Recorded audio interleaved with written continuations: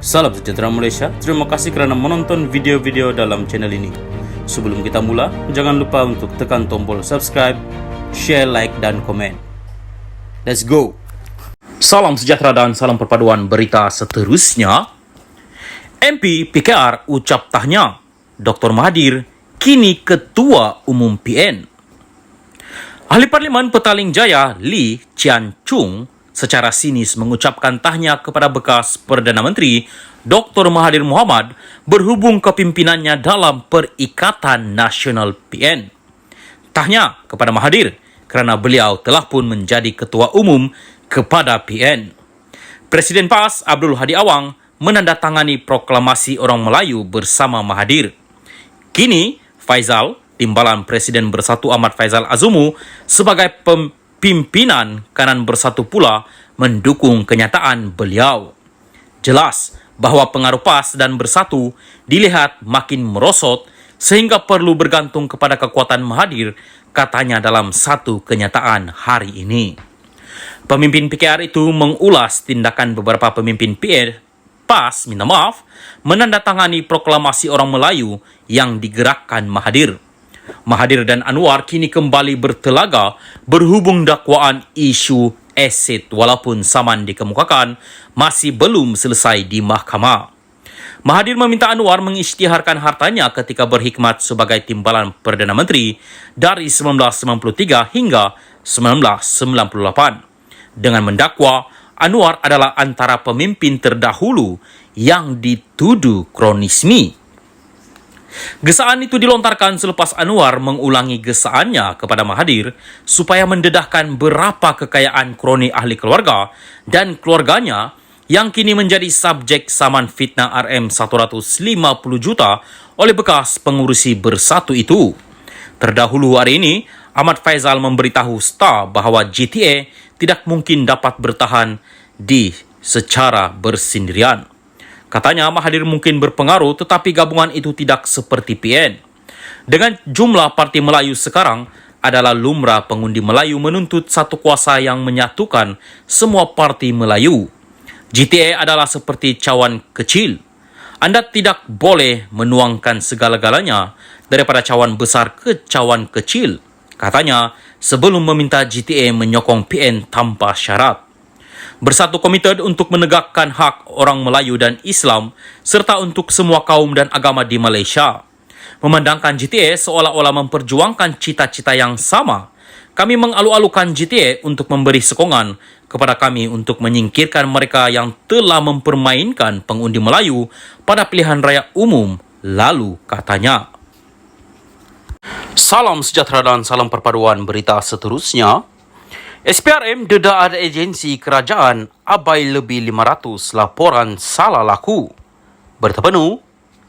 Ketua Pesuruhjaya Suruhanjaya Pencegahan Rasuah Malaysia SPRM Azam Baki mendedahkan bahawa beberapa agensi kerajaan mengabaikan lebih 500 laporan salah laku kaki tangan mereka walaupun pihaknya mengesyorkan untuk mengambil tindakan. Dalam temu bual dengan NST, Azam berkata sudah menjadi amalan lazim ketua jabatan dimaklumkan dahulu tentang kesalahan orang bawahan mereka. Azam juga mendedahkan bahawa beberapa laporan itu bertarik lebih sedekad lalu. Berdasarkan statistik daripada 533 laporan, sebahagian besar 125 membabitkan jabatan-jabatan polis, manakala di tempat kedua adalah jabatan pengangkutan jalan raya. Laporan mengenai salah laku itu juga melibatkan mahkamah, pejabat Perdana Menteri, pihak berkuasa agama, hospital dan jabatan kesihatan, serta universiti. Bagaimanapun, Azam berkata jumlah besar laporan berhubung polis boleh difahami memandangkan jumlah anggota penguat kuasanya yang besar.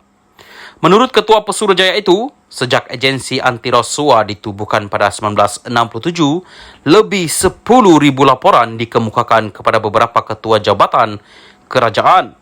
Siasatan kami terlebih dahulu tertumpu kepada rasuah. Jika kami menemui unsur-unsur salah laku, menjadi kewajipan kami untuk melaporkannya kepada ketua jabatan. Mereka kemudian akan melaporkan semula kepada kami, mengesahkan bahawa mereka menerima laporan itu, katanya. Susulan itu, Azam menjelaskan bahawa jawatan kuasa terdiri daripada beberapa ketua jabatan terpilih akan dibentuk dan ditugaskan untuk mengendalikan perkara tersebut. Jawatan kuasa ini yang akan meneliti laporan kami. Mereka akan memutuskan jika laporan kami mempunyai merit. Jika tidak, mereka boleh menutup sahaja kes itu kerana ia bukan satu jenayah. Kes jenayah akan dibawa ke mahkamah, tetapi kes salah laku akan disemak oleh jawatan kuasa, tambahnya. Merujuk kepada perlembagaan persekutuan yang menyatakan bahawa ketua jabatan boleh memutuskan tindakan yang akan dikenakan terhadap kaki tangan yang ingkar, Azam berkata, pekeliling mengenai perkara tersebut telah dihantar. Bagaimanapun, katanya, ramai ketua jabatan yang memilih untuk mengabaikan laporan tersebut. Pekeliling itu memang ada. Kalau tidak silap, sejak saya menyertai perkhidmatan itu pada 1984.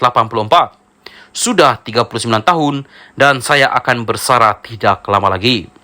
Ketua jabatan tidak seharusnya lupakan pekeliling itu. Ramai yang hanya mengabaikannya laporan SPRM dan kami menghantar surat untuk mengingatkan mereka.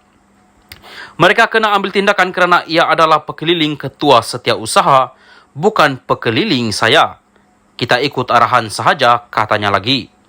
Mengulas pendedahan Azam itu, Menteri Pengangkutan Anthony Loke berkata kementeriannya yang menyelia Jabatan Pengangkutan Jalan akan memberikan kerjasama penuh. Katanya, pihaknya akan mengatur temu janji untuk berjumpa dengan Ketua Pesuruhjaya itu. Saya tiada maklumat sebab ini laporan media pagi ini.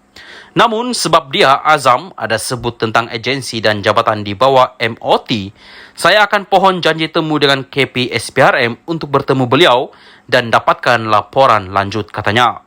Lok berkata pertemuan dengan Azam adalah langkah awal sebelum sebarang tindakan diambil bagi berlaku adil terhadap mana-mana pegawai atau kaki tangan yang mungkin terlibat selain tidak menunding jari serta-merta tanpa bukti kuku.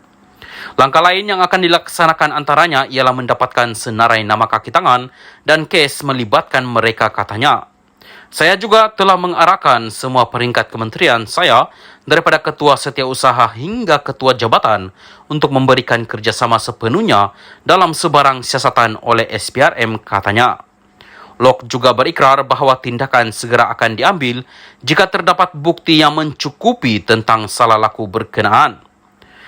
Bernama pula memetik Menteri Dalam Negeri Saifuddin Nasution Ismail sebagai berkata bahawa kementeriannya akan meneliti pendedahan SPRM tersebut. Kami akan meneliti laporan berkenaan dan lihat penambahbaikan yang boleh dijalankan. Kita tidak harus mempunyai sindrom penafian terhadap laporan itu dan ia juga tidak harus merentap moral PDRM, katanya.